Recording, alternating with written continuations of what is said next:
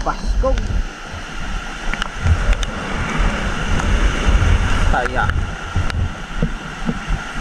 Parang may bagyo mga idol. Oh, sa spot namin, sobrang lakas. Solo dive tayo ngayon, madaling araw mga idol. Maulan nga, tapos malalaki ang alon dito sa kabila. Doon ako pupunta sa spot ng mga manitis. Kalma kasi doon. Grabe ang tao po. Bago tayo magsimula, shoutout muna tayo. Shoutout kay Idol Renan Spear Fishing. Salamat idol at dumalaw ka sa channel ko. Shoutout din kay Kapupong Vlogs at kay Kabugsay TV. Maraming salamat sa inyo mga idol. Okay mga idol, andito tayo. Kahit nga dito medyo may alon ng konti, pero okay lang, pahunas na rin naman. Tara na, prepare na tayo ng gamit.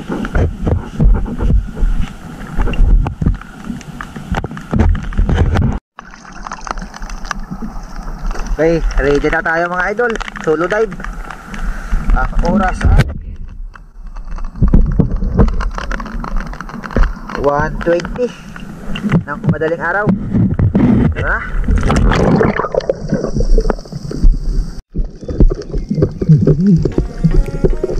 May tabak na pala. Ito yung unang buhay na mano natin. Isang kanoping o katambak. Andun sa ilalim ng bag. Ayun sa pool. Good size na rin. Nasa 4 na guhit na to. Pwede na. Katambak.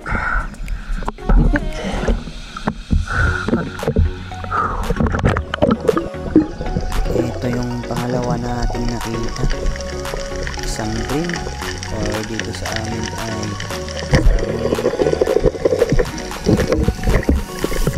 masarap din ang isdang to. Ipaksiw o kaya prito. Pang-ulam na rin to. Ano ka palang rip. Ito, may nakita tayong tumago sa ilalim ng bato. Isang matang pusa. Ayun, tatago ka pa ha. Sapul kang matang pusa ka.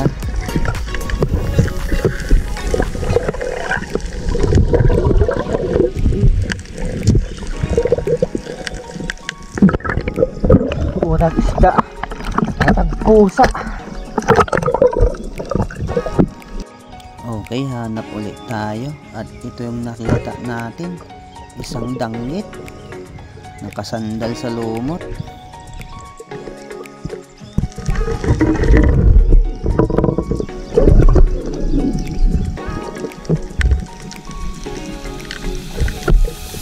Dito nga ay may nakita tayong buffalo emperor.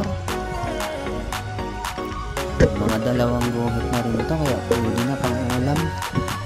Yung kasama ko nga ay nakahuli nito, nasa 5 kilo.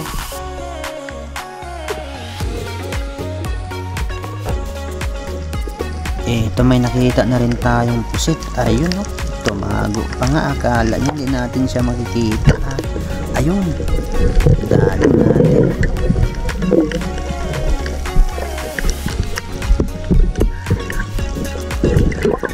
Okay, dive ulit tayo. Hanap ulit tayo ng mapapana. At ito yung nakita natin. Isang matang pusa na naman mga idol. Ayun, sapul kang matang pusa ka. Labasan talaga ang mga matang pusa ngayon dahil tumutubo na yung mga lumot. Matang pusa.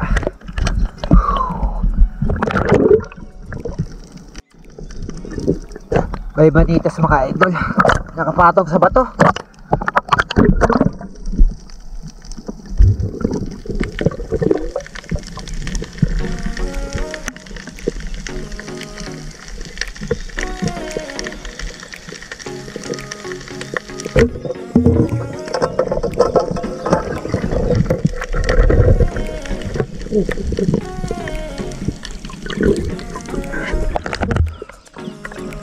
Manitis.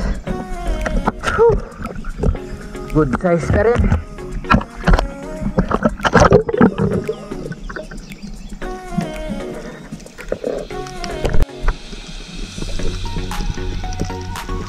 Ito, isang matang pusa ulit mga idol. Ayun, nakasanda lang siya. Hindi na tayo pinahirapan. Good size na rin ito mga idol. 180 to 200 din ang kilo nito. Kaya sinasama ko to sa mga canopy at saka manitis.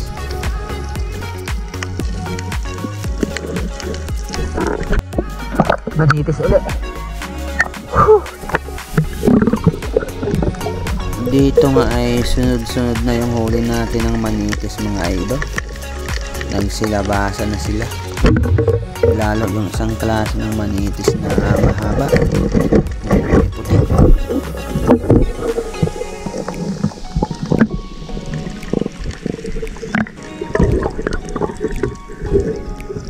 Baluktot na pala yung pana ko.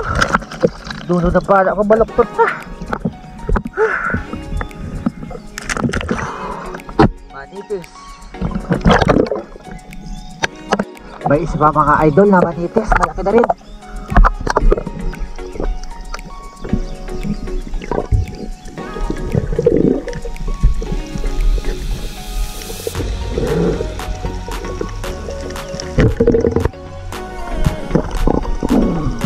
Nakawala pa nga ito mga idol, tapos sinabol natin yan. Sayang din yan, malaki na rin. At ito na siya mga idol, naabutan natin ng hina na. Kaya yari kang manitis ka. Wala ka nang ligtas.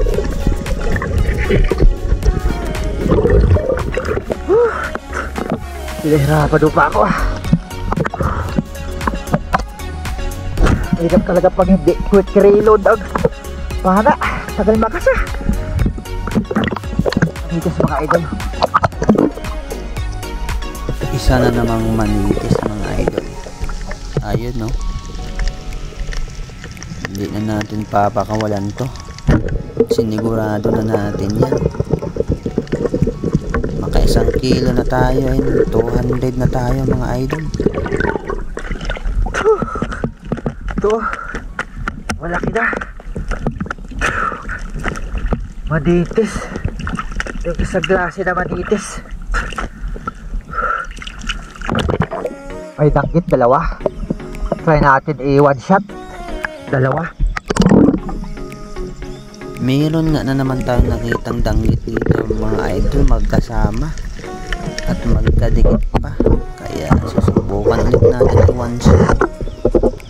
Silang dalawa, ayun no. Kang danggit na. Dali ang dalawa mga idol.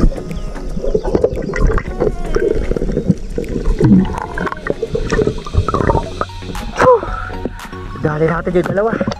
Magdira.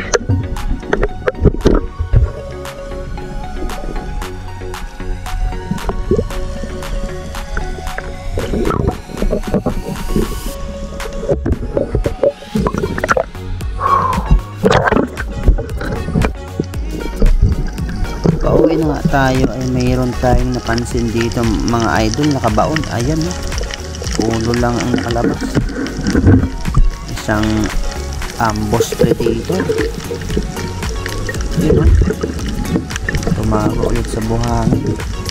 Pauwi na tayo nito kaya nasa mababaw na. Kinuha ko nga pala to mga idol kasi malaki na, nasa kalahating kilo. Pwede na pang ulam. Huli ko nga nalaman na venomous pala to. Katulad din siya ng gantol o stonefish. Sakit to makainik mga idol. Buti nga hindi ko nahawakan yan. Huli ko na nalaman na venomous pala to. Ang tawag dito ay stargazer sa English.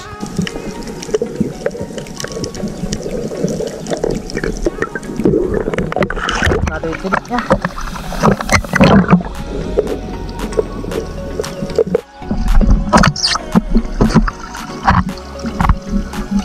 ito mga idol. Nato tayo dito. Baka stonefish to na puti. Ito. Walang mga tinik niya. Buti na lang kahit hindi natin kilala ang isdang to ay maingat tayo dito. Kaya nakuha natin yan ng maayos, hindi tayo natinik.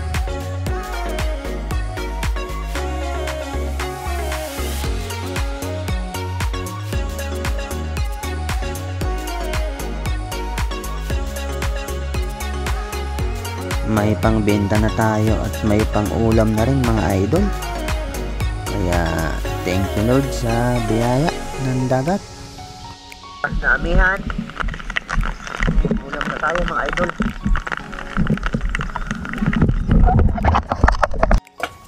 Nakauwi na tayo mga idol at ito na yung lahat ng huli natin. Yan no. Nasa 2 kilo na rin, sobra ng konti. Bininta ko nga pala yung manitis dyan sa yung mga magagandang klase. Sakto 1 kilo, 200 pesos. At yung sobra na 1 kilo ay inulam natin. Hanggang dito na lang mga idol. Huwag kalimutang mag-subscribe sa ating channel. Maraming salamat po.